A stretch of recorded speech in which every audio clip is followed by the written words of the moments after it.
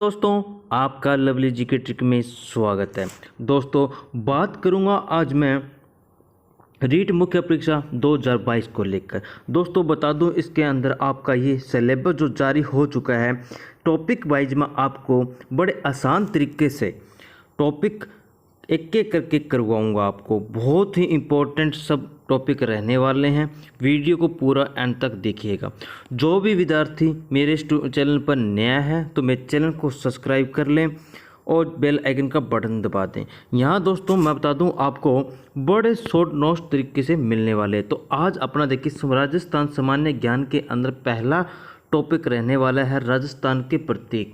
बड़े शॉर्ट तरीके से मैं आपको अच्छी तरह से समझाऊंगा और सरल तरीके से आपको याद भी होगा। बहुत अच्छी तरह आप इनको याद कर सकते हैं। कैसे करना है वो देखिए, किस तरह अपने इनको याद करेंगे।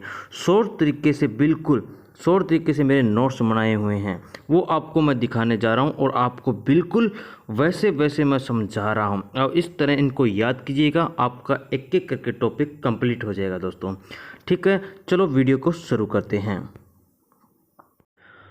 तो दोस्तों, अपना टॉपिक रहने वाला है राजस्थान के प्रतीक चिन्ह। तो अपने देखिए, बिल्कुल शॉर्ट तरीके से पहले मैं आपको दिखा दूं नोट्स। इस तरह मैंने इनको शॉर्ट तरीके से बिल्कुल अच्छी तरह तैयार किए हैं। जो भी कोई ये पीडीएफ लेना चाहता है तो मेरे आप व्हाट्सएप पर मैसेज करके ये पीडीएफ ले सकते हैं। तो मैं अपना व्हाट्सएप नंबर बता दूं दोस्तों आपको, 8003131900। ये आपको व्हाट्सएप पर पीडीएफ मिल जाएगी दोस्तों, बिल्कुल निःशुल्क रहेगी। ठीक है दोस्तों, अपना ये किस तरह इसको याद करना है और किस तरह ये देखना है, चलो वीडियो को देखते हैं, शुरू करते हैं। तो पहले अपने यहाँ है राज्य का राज्य पशु। राज्य का पशु कौन सा है? तो राज्य पशु कौन सा है दोस्तों, मैं बता दूं, राज्य पशु है चिंकारा। कौन सा है? चिंकारा है। तो चिंकारा पशु रहने वाला है। तो इसको दर्जा कब मिला था? 22 मई 1981 को। राज्य पशु को दर्जा मिला था 22 मई 1981 को। इम्पोर्टेंट लिख के लाए हूँ दोस्तों, सब इम्पोर्टेंट बातें हैं इसी के अंदर आपको मिलने वाली है। ठीक है, दर्जा मिला था 22 मई 1981 को। वैज्ञानिक नाम इसका गजेला है। और पूछ ले तो ये एंटीलोप प्रजाति का जीव है। ठीक है, इसको उपनाम पूछा जाए तो चिंकारे का उपनाम छोटा हिरण के नाम से जाना जाता है। चिंकारों के लिए नारगढ़ अभयारण्य जयपुर प्रसिद्ध है। स्वार्दी चिंकारे आपको देखने कहाँ मिलेंगे? जोधपुर के अंदर स्वार्दी चिंकारे देखने को मिलते हैं। तो एक चिंकारा नाम का तत्ववादी यंत्र भी है। क्या है? राज्य का तत्ववादी यंत्र भी है। चिंकारा हल्के भूरे और अखरोटी रंग का और सफ़ेद रंग का जानवर है। तो इसके सींग बता दूं दोस्तों, आजीवन काल बने रहते हैं। चिंकारे के सींग जो क्या होते हैं, आजीवन काल बने रहते हैं। जबकि हिरण के सींग अपने एक वर्ष में गिरा देता है और हर वर्ष उसके नए सींग आते हैं। तो और इसमें क्या बात रहने वाली है वो पूरी कंप्लीट करेंगे दोस्तों। भोले मुंह और सुंदर चक्र का सींग वाले इस पशु के पेट के नीचे एक का भाग सफ़ेद होता है। तो चिंकारे का बिल्कुल नीचे वाला भाग कौन सा होता है? सफ़ेद रंग का होता है। और ये शुभंकर किस जिले का है? श्री गंगानगर जिले का शुभंकर है। दोस्तों बस इतना ही है राज्य पशु। अपना इम्पोर्टेंट बातें हैं, यहाँ से ही क्वेश्चन पूछे गए हैं और बार बार रिपीट यही हो रहे हैं। अब बात करते हैं अपने राज्य पक्षी की। तो राज्य पक्षी दोस्तों मैं आपको बता दूं, राज्य पक्षी अपना क्या है? गोडावन है। कौन सा है? गोडावन राज्य पक्षी है। दर्जा कब मिला था? 21 मई 1981 को। 21 मई 1981 को। और राज्य पशु को कब मिला था? 22 मई 1981 को। देखिए दोनों 81 में ही हैं। पेपर में आएगा तो 1 ही पूछा जाएगा लगभग आपको, और 81 ही याद रखिएगा। 21 मई है। देखिए 21 मई को तो राज्य पक्षी है और राज्य पशु कब है? 22 मई 1981 को ही है। उसके बाद देखिए इसका वैज्ञानिक नाम क्या है? वैज्ञानिक नाम है क्रियोटिस नाइग्रिसेप्स। क्रियोटिस नाइग्रिसेप्स, लेकिन थोड़ा हार्ड रहेगा, लेकिन इसको 2-3 बार बोलोगे तो अपने आप याद रहेगा। इसको अंग्रेजी भाषा में क्या बोलते हैं? Great Indian bustard bird. क्या बोलते हैं? ग्रेट इंडियन बस्टर्ड बर्ड बोलते हैं। और इसको गोडाउन को स्थानीय भाषा में मतलब अपनी भाषा में क्या बोलते हैं, सोहन चिड़ी बोलते हैं और शर्मिला पक्षी भी बोला जाता है। और इसके उपनाम क्या है और इसको किस नाम से जाना जाता है, तो इसको सारंग भी बोलते हैं, हुक्मा बोलते हैं, तुगधर भी बोलते हैं, बड़ा तिलौर भी बोलते हैं, गुदनमेर भी बोलते हैं। हाड़ौती क्षेत्र में इसको माल मुरड़ी के नाम से जाना जाता है। कोटा, बूंदी, झालावाड़ की तरफ इसे क्या बोलते हैं, माल मुरड़ी के नाम से भी जाना जाता है। तो दोस्तों मैं बता दूं, राजस्थान में गोडाउन के लिए स्वार्थिक 3 क्षेत्रों में है। तो वो मैं कहाँ है वो देखिए, मरु उद्यान जैसलमेर और बाड़मेर के अंदर फैला हुआ है। सोरसन 12 के अंदर है। गोडाउन पक्षी की 3 जगह में स्वार्थिक अपने को देखने को मिलता है। सौंकलिया स्थान अजमेर के अंदर है, यहाँ गोडाउन देखने को स्वार्थिक मिलता है। नेक्स्ट बात करें प्रजनन काल। अब इसका क्या आता है, इसका प्रजनन काल कौन से महीने के अंदर होता है, तो अक्टूबर और नवंबर महीने के अंदर इसके प्रजनन काल का समय रहता है। मूलतः पक्षी अफ्रीका का है। कहाँ का है मूलतः पक्षी, ये कहाँ का है, अफ्रीका का है। ऊपरी भाग इसका रंग होता है जो नीला और पीले रंग का होता है। और इसकी गोडाउन की मैं ऊंचाई बताऊं तो लगभग 4 फीट होती है। कितनी होती है, 4 फीट रहती है। इसका प्रिय भोजन क्या होता है, मूंगफली व तारामीरा होता है। क्या होता है, मूंगफली और तारामीरा होता है। राजस्थान के अलावा ये मैं बता दूं कौन से राज्य में देखने मिलता है, तो गुजरात के अंदर देखने को मिलता है। आकृति इसकी देखिए तो शतुरमुर्ग की जैसी होती है। कैसी होती है, शतुरमुर्ग की जैसी होती है। और उसके बाद मैं बता दूं 2011 के अंदर IUC ने रेड डाटा लिस्ट में इसका संकरग्रस्त प्रजाति माना गया था। रेड डाटा बुक में 2 पक्षी होते हैं, मतलब रेड डाटा लिस्ट में वो लिए जो संकटग्रस्त हो जाते हैं और देखने को नहीं मिलते। ठीक है दोस्तों, और बात करते हैं ग्रेट इंडियन बस्टर्ड प्रोजेक्ट।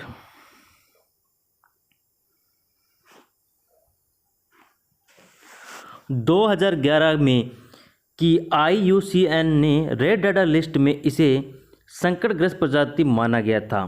ठीक है दोस्तों, उसके बाद आता है ग्रेट इंडियन बस्टर्ड प्रोजेक्ट 5 जून 2013 को प्रारंभ किया गया था। कब किया गया था प्रारंभ, 5 जून 2013 को।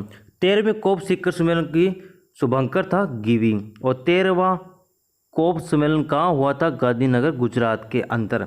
अब आपसे पूछ लिया जाए गोडाउन पर प्रथम अंतर्राष्ट्रीय सम्मेलन कहाँ हुआ था, तो जयपुर के अंदर हुआ था। कब हुआ, कहाँ हुआ था, जयपुर के अंदर हुआ था। और कब हुआ था, 1980 के अंदर हुआ था। ये इंपॉर्टेंट क्वेश्चन है दोस्तों, ध्यान रखिए। गोडाउन पर प्रथम अंतर्राष्ट्रीय सम्मेलन कहाँ हुआ था, जयपुर के अंदर हुआ था 1980 के अंदर। अब बात करते हैं अपने राज्य पुष्प के बारे में। राज्य पुष्प अपना कौन सा है, रोहिड़ा। कौन सा है, रोहिड़ा। और इसको दर्जा कब मिला, 1983 के अंदर इसको दर्जा मिला था। वनस्पति नाम पूछे तो इसका टिकोमेला अंडुलेटा के नाम से जाना जाता है। टिकोमेला अंडुलेटा के नाम से जाना जाता है। दोस्तों आपको ये नाम बड़े अजीब से दिखाई दे रहे होंगे, लेकिन इनको आप बार बार रिपीट करने पर बहुत आसान से लगेंगे आपको। इसे राजस्थान का सांगवान वह मरुशोभा के नाम से जाना जाता है। यहाँ रोहिड़ा स्वार्थिक पश्चिम क्षेत्र में देखने को मिलता है। पश्चिम क्षेत्र में आते हैं बीकानेर, जैसलमेर, बाड़मेर, जालो, ये मतलब इस साइड मरुस्थल में ज़्यादा देखने को आपको मिलेंगे। और इसके पुष्प कब खिलते हैं, कौन से महीने के अंदर खिलते हैं, तो मार्च अप्रैल के महीने में आपको रोहिड़े का फूल देखने को मिलेगा। उसके बाद देखिए इसका रंग कैसा होता है, तो रंग इसका गहरा केसरिया हिरमिज पीले रंग का होता है। पुष्प को जोधपुर का मारवाड़ टिक के नाम से कहा जाता है। रोहिड़े की जरविल नामक, अब इसको देखिए दोस्तों, पुष्प का किसको नुकसान कौन पहुँचाता है, इसको नुकसान पहुंचाने वाला एक जीव है। कौन सा है, रोहिड़े को जरविल नामक रेगिस्तान चूहा बहुत ही नुकसान पहुंचा रहा है। कौन पहुंचा रहा है, जरविल नामक एक चूहा है, वो इसको नुकसान पहुंचा रहा है बहुत ज़्यादा।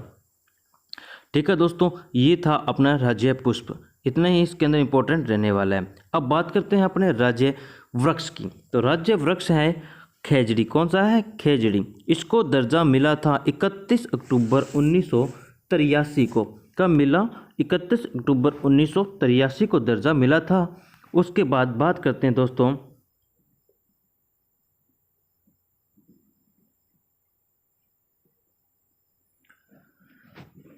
इसका वास्तविक नाम है प्रोसेपिसिनेरिया। क्या नाम है, प्रोसोफिसिनेरिया है। राजस्थान का कल्प वृक्ष कहा जाता है। खेजड़ी को राजस्थान का कल्प वृक्ष कहा जाता है और थ्रार का कल्प वृक्ष भी कहा जाता है। रेगिस्तान का गौरव भी कहा जाता है। क्या कहा जाता है? रेगिस्तान का गौरव भी कहा जाता है, थार का कल्प वृक्ष भी कहा जाता है। भारतीय मरुस्थल का मैं मानो तो ये सुनहरा वृक्ष माना जाता है। क्या माना जाता है? सुनहरा वृक्ष माना जाता है। खेजड़ी सर्वाधिक शेखावटी क्षेत्र में देखने को मिलती है। अगर आपसे पूछ ले तो कि क्षेत्र पूछ ले तो आपको शेखावटी बोलना होगा। क्या होगा? शेखावटी क्षेत्र में सर्वाधिक मिलते हैं, चुरू सीकर झुंझुनू की ओर। अगर पूछ ले खेजड़ी सर्वाधिक कौन से जिले में है, सिंगल जिला पूछे तो नागौर जिला आएगा। क्या आएगा? नागौर जिला आएगा। खेजड़ी के सर्वाधिक पूछे क्षेत्र पूछे तो शेखावटी रहने वाला है। उसके बाद बात कर लूँ खेजड़ी के नीचे किसकी पूजा होती है? विजयदशमी को दशहरे की होती है। खेजड़ी की पूजा कब होती है? खेजड़ी की पूजा पूछे तो विजयदशमी दशहरे वाले दिन होती है। और खेजड़ी के नीचे गोगा जी व झुंझुनवार बाबा का थान होता है। खेजड़ी को पंजाबी व हरियाणी में जांटी के नाम से जाना जाता है। किस नाम से जाना जाता है? जांटी के नाम से जाना जाता है। उसके बाद बात करें खेजड़ी को तमिल की भाषा में किस नाम जाते हैं? पै मै के नाम से जाना जाता है। क्या? पै मै। खेजड़ी को कन्नड़ में बन्ना बन्नी के नाम से जाना जाता है। किस नाम से? बन्ना बन्नी के नाम से जाना जाता है। खेजड़ी को सिंधी में छोगड़ा कहते हैं। क्या कहते हैं? सिंधी भाषा में क्या बोलते हैं? छोगड़ा बोलते हैं। खेजड़ी को बिश्नोई में समी के नाम से जाना जाता है। खेजड़ी को स्थानीय भाषा में सीमलो क्या कहते हैं? सीमलो कहते हैं, सीमलो। खेजड़ी को बंगाली भाषा में साईगास के नाम से जानी जाती है। खेजड़ी के फूल मीझर, फूल को क्या बोलते हैं? मीझर के नाम से जाना जाता है। खेजड़ी की जो हरी फली होती है उसे सांगरी बोलते हैं। क्या बोलते हैं? सांगरी ही बोलते हैं। सांगरी की सब्जी बहुत टेस्टी लगती है, बहुत अच्छी बनती है। ठीक है दोस्तों, खेजड़ी की सूखी फली होती है उसको क्या बोलते हैं? खोखा बोलते हैं। क्या बोलते हैं? खोखा। खेजड़ी की पत्तियों से बना चारा लूम और लूम के नाम से जाना जाता है, जो क्या है कि बकरी भेड़ चारा के रूप में उनका उपयोग किया जाता है। खेजड़ी की वैज्ञानिक आयु मैं बता दूं 5000 वर्ष मानी गई है। कितनी? 5000 वर्ष बताई जाती है। 1000 वर्ष पुराने दो वृक्ष हैं। कहाँ हैं? मांगलियावास गांव अजमेर के अंदर है। मेला कब भरता है? तो यहाँ हरियाली अमावस श्रावण के महीने में मेला भरता है। अज्ञातवास के दौरान पांडवों ने अपने अस्त्र और शस्त्र यहाँ छुपाए थे। क्या किया था? अस्त्र और शस्त्र यहाँ छुपाए थे। और दो कीड़े न इसको नुकसान पहुँचाने की बात करूँ तो दोस्तों उसको नुकसान कौन पहुँचा रहा है? दो कीड़े हैं, सेलेट्रेना व ग्लाइक्ट्रोमा। क्या है? सेलेट्रेना व ग्लाइक्ट्रोमा ये दो नामक कीड़े हैं जो खेजड़ी को नुकसान पहुँचा रहे हैं। जब बीकानेर के राठौड़ वंश की स्थापना हुई तो प्रतीक चिन्ह खेजड़ी को माना गया। खेजड़ी को प्रतीक चिन्ह मनाया गया था। छपनिया काल 1899 या विक्रम संवत बात करो 1956 में छपनिया काल खेजड़ी वृक्ष के लोगों के जीवन का सहारा माना था। और ऑपरेशन खेजड़ा नामक अभियान 1991 में चलाया गया था। कब चलाया गया था? 1991 में चलाया गया था। अब बात करते हैं खेजड़ी के ऊपर डाक टिकट जारी कब हुई थी। ये 60 पैसे की डाक टिकट जारी हुई थी। क्या हुई थी? 60 पैसे की टिकट जारी हुई थी।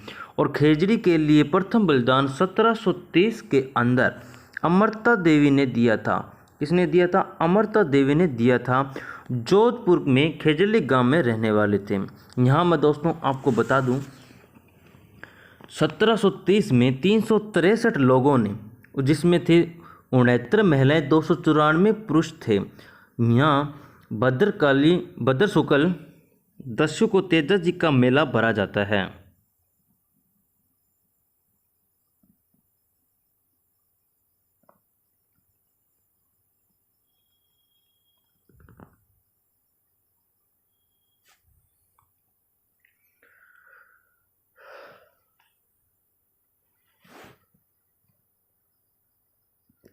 भाद्र शुक्ल दस्यु को तेजस जी का भी मेला भरा जाता है।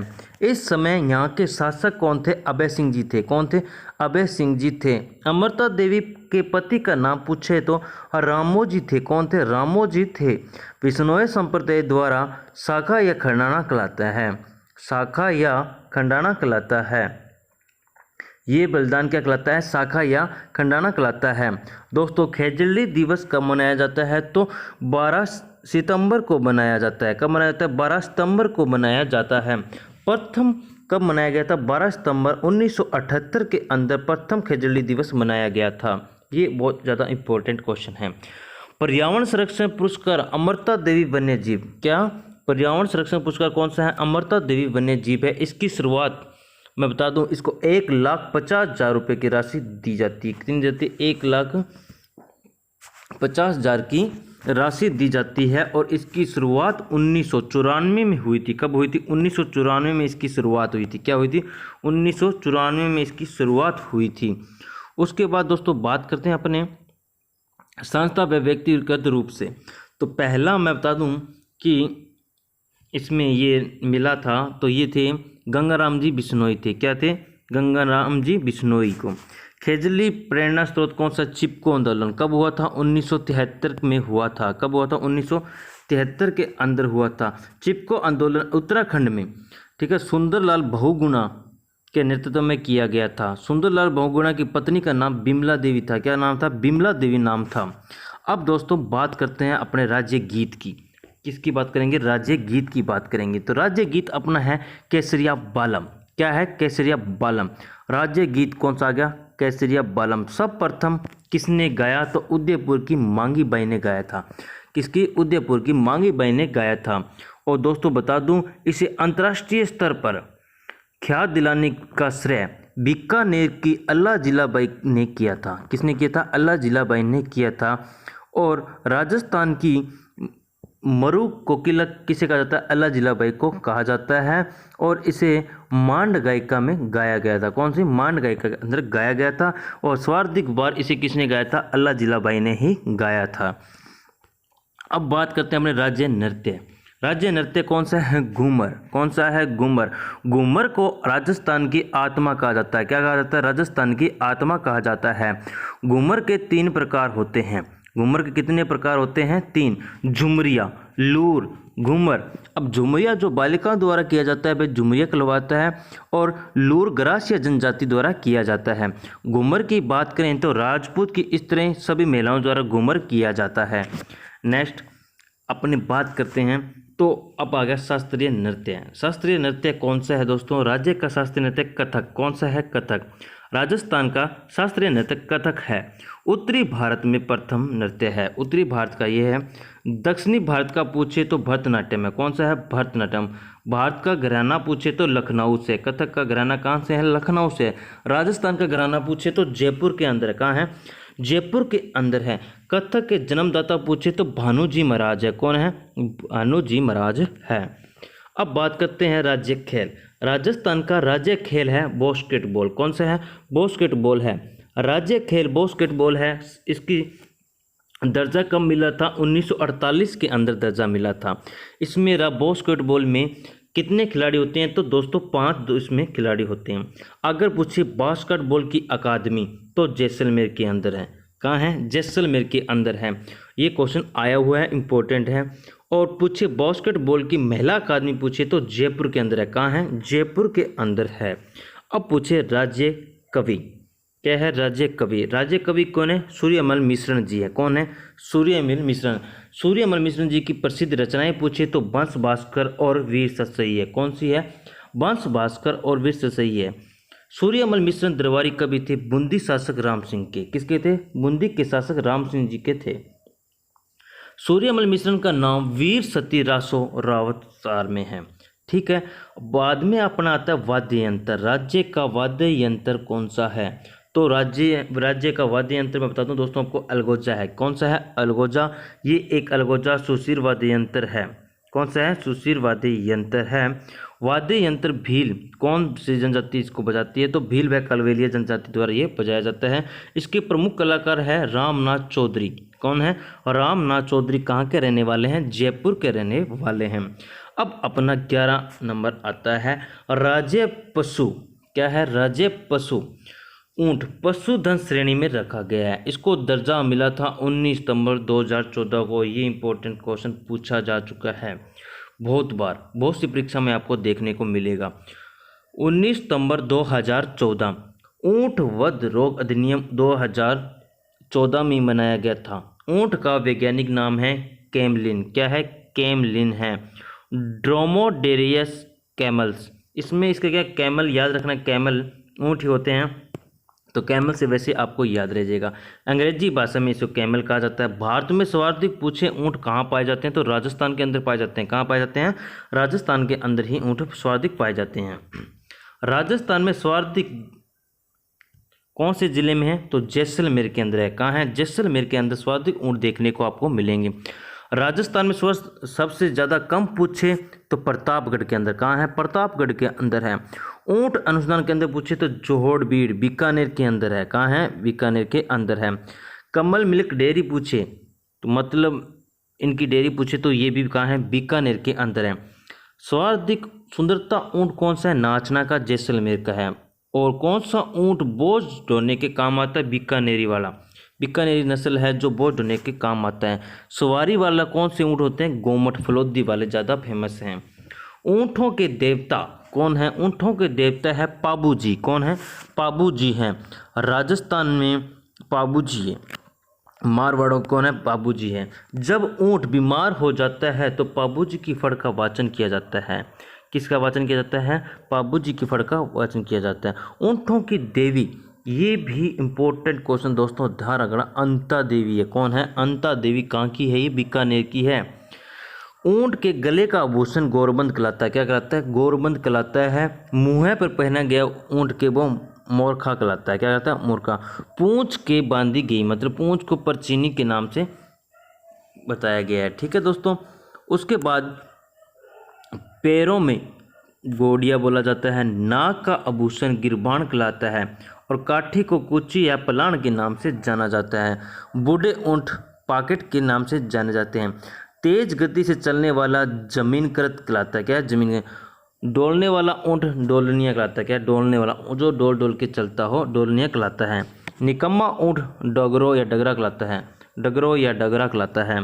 बूढ़ा वैद्य शकल का रड़बो क्या कहता है? रड़बो के नाम से जाना था। 15 दिन खराब, 15 दिन सही व 15 दिन खराब, इसलिए यति भरोसा होता है। पालन पोषण वाली जाति कौन सी है? राइका। ठीक है। ऊँटों का रोग सर्रा रोग या तीव्रसा रोग होता है। सर्रा रोग और तीव्रसा रोग ऊँटों में होने वाला रोग है। सर्रा रोग का कार्यक्रम 2010 और 11 में शुरू किया गया था। चमड़ी पर कला उस्ता कला कहलाती है। उस्ता कला को मुनवत्ती व मुनावती के नाम से जाना जाता है। उस्ता कला मूलतः ये प्राच्य ईरान की थी। क्या थी? प्राच्य ईरान की थी। राजस्थान में रायसिंह जी लेके आए थे। उस्त कला का शुरू काल मैं बता दूं अनूप सिंह जी के काल का माना जाता है। उस्त कला के कलाकार उस्ताद कहलाते थे। प्रसिद्ध कलाकार इसामुद्दीन उस्ता, वर्तमान में कलाकार मोहनिफ उस्ता जी हैं। कौन है? मोहनिफ उस्ता जी हैं। महाराजा गंगा सिंह का रिसाला था। ऊँट की खाल के बर्तन की कॉपी के नाम से जाना जाता है। ऊँट के बाल वस्त्र बाखला कहलाते हैं। क्या कहलाते हैं? बाखला कहलाते हैं। ऊँट की बाल की डिजाइन की हुई जटकतरी कहलाती है। क्या कहती है? जटकतरी कहलाती है। ऊँट की पत्नी को सांड कहा जाता है। ऊँट की पत्नी को सांड कहा जाता है। ऊँट के बेटे को टोडिया कहा जाता है। बेटी को टोरडी के नाम से जाना जाता है। अब बात कर लें ऊँट की नस्ल कौन कौन सी रहने वाली है। तो ऊँट की नस्ल एक तो बीकानेरी है, जैसलमेरी है, मारवाड़ी है, अलवरी है, सिंधी है, कच्छी है, केसपाल है और गुराह है। ये दोस्तों अपना टॉपिक था राजस्थान के प्रतीक चिन्ह, जो अपनों ने कंप्लीट कर दिया है। दोस्तों इस वीडियो को आप 1-2 बार देखिएगा और अपनी नोटबुक के अंदर इसे बिल्कुल शॉर्ट लिखिएगा। 1-2 बार देखने पर आपको ये बिल्कुल याद हो जाएंगे और कभी भी आप नहीं भूलोगे। ठीक है दोस्तों, आपको मेरी वीडियो अच्छी लगी तो प्लीज़ लाइक ज़रूर कीजिएगा और अपने दोस्तों के साथ शेयर कीजिएगा। ऐसे ही मैं आपके लिए अगला टॉपिक भी लेके आऊँगा और चैनल को आगे से आगे शेयर कीजिएगा।